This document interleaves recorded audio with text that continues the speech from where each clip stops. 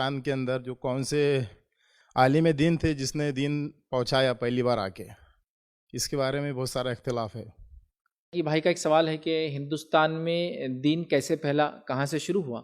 تو یاد رکھیے اس تعلق سے بہت مشہور اور معروف جو ایک بات ہمیں ملتی ہے، اب اس کے لیے بھی میں یہ کہوں گا ہسٹوریکل کوئی ایویڈنس یا آرکیولوجیکلی کوئی ایویڈنس تو ہمارے پاس نہیں ہے۔ دیکھیے کیا ہوتا ہے، کچھ چیزیں ہوتی جو چلن میں ہوتی ہے، بولی جاتی ہے، مشہور ہوتی ہے، چونکہ اس کے پیچھے کوئی وجوہات ہوتی ہے، کچھ نہ کچھ ریزنس ہوتے ہیں، یاد رکھیے، اور اس کو ماننے میں بھی کوئی حرج نہیں ہوتا ہے، یاد رکھیے۔ لیکن جب کوئی بات یہ بولے کہ نہیں پروف دو، آرکیولوجیکل ایویڈنس پروڈیوس کرو، تو تب تھوڑا سا ہم لوگ آگے پیچھے تھوڑا ہو سکتے ہیں ان معاملات کے اندر، چونکہ یہ کوئی اللہ کے رسول صلی اللہ علیہ وسلم کی زبانی کوئی بات تو نہیں آئی کہ بس آ گئی تو اب کوئی ہم کو آگے پیچھے کوئی بیکنگ کی ضرورت نہیں، چونکہ یہ ان اٹ سیلف پروف ہے، ایک دلیل ہے۔ لیکن ایسے واقعات بالکل واضح ہیں، ہم کو ملتے ہیں، تاریخی روایتیں ایسے حوالے ملتے ہیں، کچھ گیزٹ کے ریکارڈ بھی ایسے جو ملیالم مطلب جس کو کہیں گے کیرلا کے لائبریریز میں جو عربی زبان میں محفوظ ہیں، ان گیزٹ اور ان ریکارڈز کے مطابق یہ بتایا گیا ہے کہ نبی اکرم صلی اللہ علیہ وسلم کے زمانے میں اسلام ہندوستان میں آ گیا تھا، اس کی تاریخ میں لکھا گیا ہے، اور یہ چیز ہم کو معلوم بھی ہے کہ کئی اصحاب کی قبریں ہندوستان میں موجود ہیں، کئی اصحاب کی قبریں، جس کے تعلق سے تاریخی کتابوں نے 15 صحابہ کی قبریں ہندوستان میں ہیں بول کے تاریخی حوالوں سے لکھا ہے، اور خبریں ہیں معروف اور مشہور رہی ہر زمانے میں کہ یہ فلاں صحابی کی خبر ہے، ٹھیک ہے، تو 15 صحابہ کی خبریں ہیں۔ لیکن یہ بڑی تعجب کی بات ہے اور بڑی حیرت کی بات ہے اور بڑی افسوس کی بات ہے کہ ہم کو دیگر بہت ساری خبروں کے بارے میں معلوم ہے، لیکن 15 صحابہ کی خبروں کے بارے میں کچھ نہیں پتہ۔ اس کے علاوہ بہت ساری روایتوں میں آتا ہے کہ عثمان ابن عفان رضی اللہ عنہ کے زمانے میں، چونکہ حضرت عمر کے زمانے تک تو آپ نے نیول فلیٹ نہیں بنائی تھی، بحری جہاز نہیں بنائے تھے، مطلب پانی پہ چلنے والے جہاز نہیں بنائے تھے۔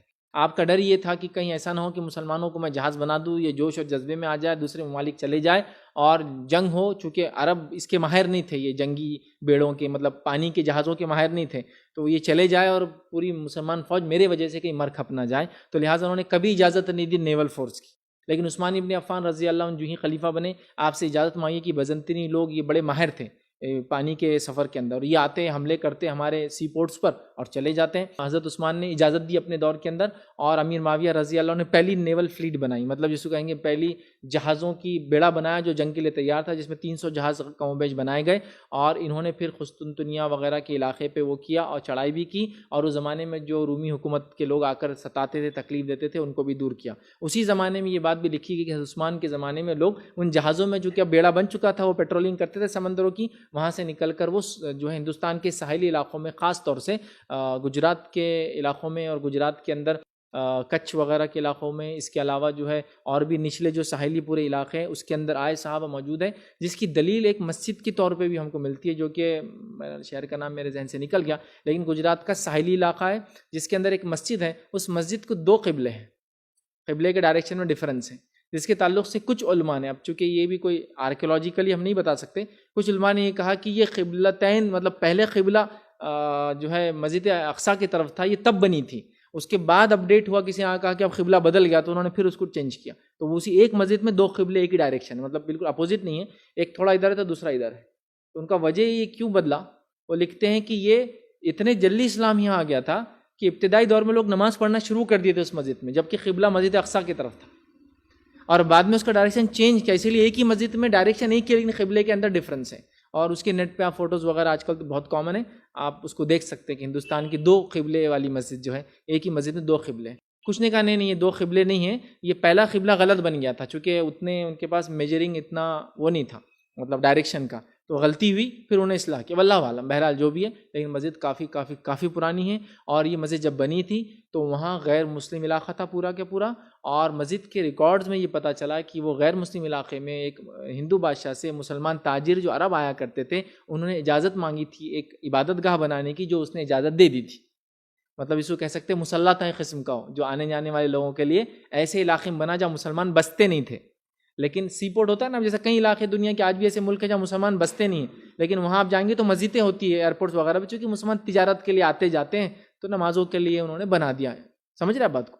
تو لہٰذا صحابہ رضی اللہ عنہم اجمعین کی ایک بڑی جماعت تھی، ان میں سے تاریخی حوالوں سے جو لوگوں نے مورخین نے لکھے ہیں، اس میں 15 صحابہ کے تعلق سے لکھا ہوئے تھے، جس میں انہوں نے گجرات کے علاقے کا تذکرہ کیا، دوسرا تھانے کا تذکرہ کیا، تھانے جو بمبئی کے قریب آتا ہے، تھانے کا تذکرہ ملتا ہے کہ وہاں بھی آئے صحابہ، تیسرا بمبئی کا تذکرہ ملتا ہے کہ بمبئی کے قریب بھی صحابہ اصحاب آئے تھے.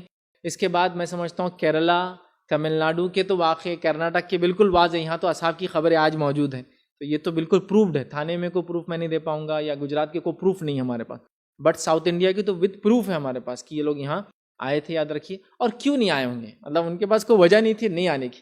ہندوستان اتنا مشہور اور معروف تھا، اتنا مشہور اور معروف تھا، میں آپ کو کیا کہوں، کہ لوگ اپنے بچوں کے نام ہند رکھتے تھے عرب میں.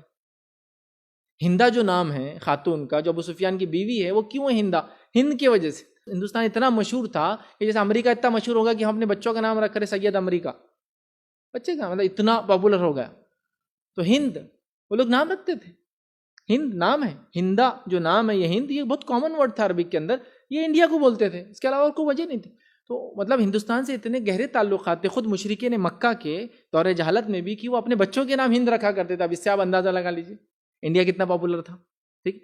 اور سارا جس کو کہیں گے جتنا بھی مسالہ تھا وہ پورا انڈیا سے جاتا تھا، چاہے وہ چین جانا ہو، چاہے پھر پورا افریقہ جانا ہو، یا اس کے بعد پورے عرب جانا ہو. اور یہ بات بالکل مشہور ہے کہ عرب لوگ یہاں سے تجارت کرتے، چین سے ان کے پاس کپڑا آتا تھا اور یہاں سے مسالے وغیرہ آتے تھے. تو بہرحال کیا ناممکن تھا. تو یہ تو وہ زمانے میں عربوں کا ہندوستان سے بہت گہرا تعلق تھا. یاد رکھیے بہت گہرا تعلق تھا. اور ظاہر سی بات ہے خاص طور سے جو کیرلا کا علاقہ ہے جہاں یہ مسالے ہوا کرتے تھے، کیرلا ہو گیا، کرناٹک ہو گیا، تمل ناڈو ہو گیا، یہ مسالے بہت کامن تھے. عربوں کا تعلق چینیوں سے بہت اچھا تھا. ٹھیک ہے. تو بہرحال وہ لوگ یہ سب کیا کرتے تھے. تو یہ کوئی بعید نہیں ہے. اور صحابہ ایک ایسی جماعت تھی جن کو جہاں جہاں دنیا ملی، جتنے خطے، جتنے جزیرے، جتنی جگہ وہ جا سکے وہاں جا کے انہوں نے اسلام کا پیغام پہنچایا. صحابہ ہمارے جیسے نکمے اور عہدی اور سست لوگ، اور خاص طور سے جس کو کہتے ہیں احسان فراموش لوگ نہیں تھے.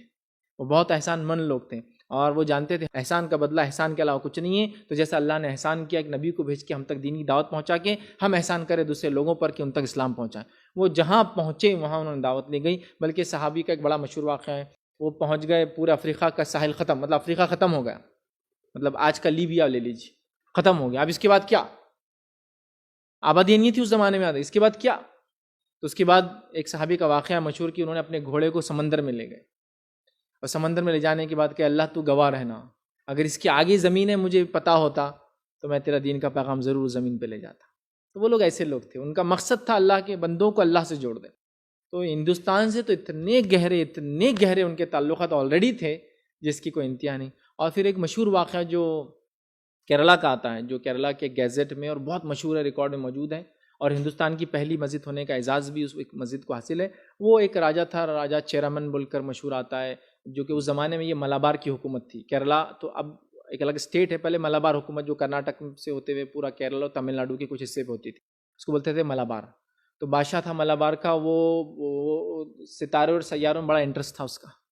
اور ویسے بھی انڈیا کے لوگوں کو بڑا ستارے سیاروں میں انٹرسٹ ہوتا ہے، کیوں تو ہر ستارہ سیارہ کچھ نہ کچھ تقدیر، بچوں، فصلوں پر اثر کرتا ہے، عقیدہ ہے لوگوں کا. تو رات میں دیکھ رہا تھا، اور رات میں اس نے دیکھا کہ چاند کے 2 ٹکڑے ہو گئے. چونکہ اللہ کے رسول صلی اللہ علیہ وسلم جب مشرکین مکہ نے ڈیمانڈ کیا کہ چاند کے 2 ٹکڑے کرو، تو چاند چپ چپ تھوڑی 2 ٹکڑے ہوا، نظر بند تھوڑی ہوا تھا کہ نظر بندی تھا کہ وہ دکھ گیا، ریئل ہوا تھا. اور کتنا ریئل ہوا تھا؟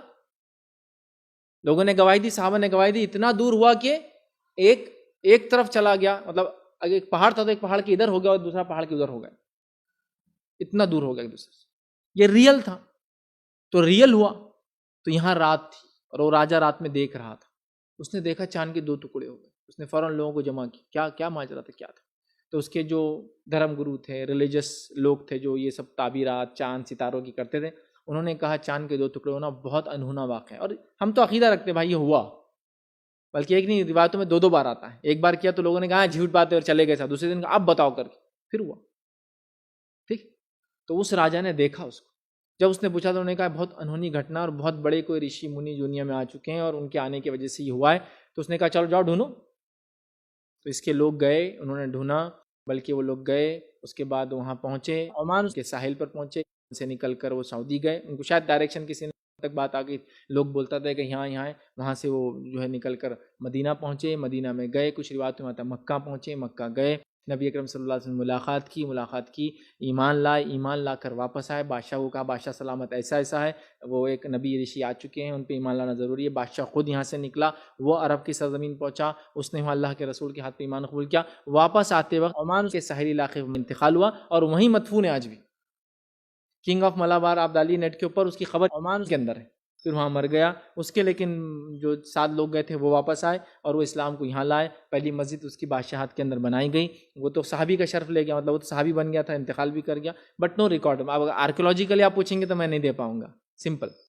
بٹ کچھ باتیں ہوتی ہے جو جب ہوتی ہے تو اس کے آگے پیچھے مرچ مسالہ ہوتا ہے، لیکن اس کے اندر ریالٹی بھی اپنی جگہ ہے، اس میں اس کو ہم انکار نہیں کر سکتے، چونکہ کئی ترکوں سے، مطلب جس کو کہیں گے کئی ریفرنس اور چینل سے سیم بات آ رہی ہے، ایسا ہوا ایسا ہوا ایسا ہوا ایسا ہوا، تو ماننے میں کوئی حرج نہیں. جیسا کہ نوح علیہ السلام کا طوفان آیا، بہت ابتدا میں آیا نا، انسانیت کی شروعات تھی، لیکن اس کا تذکرہ قرآن میں ہے، اس کا تذکرہ بائبل میں ہے، اس کا تذکرہ توریت میں، اس کا تذکرہ تالموڈ میں، اس کا تذکرہ ہندو کتابوں کے اندر جو قرآن ہوتی ہے اس کے اندر ہے، اس کا تذکرہ جو ہے افریقی علاقوں کے اور اندر جو لوگ رہتے ہیں ان کے مذاہب کے اندر ہے کہ ایک زمانے میں بہت بڑا طوفان آیا تھا. اس کا تذکرہ آپ کو جو ایکا اور مایا جس کو کہتے ہیں ساؤتھ امریکن لیٹن امریکہ میں جتنی سبھیتائیں سویلائزیشن گزرے ان کے اندر ملتا ہے کہ ایک بڑا طوفان آیا تھا، ساری دنیا ڈوب گئی تھی. اس کا تذکرہ ریڈ انڈینز کے پاس موجود تھا.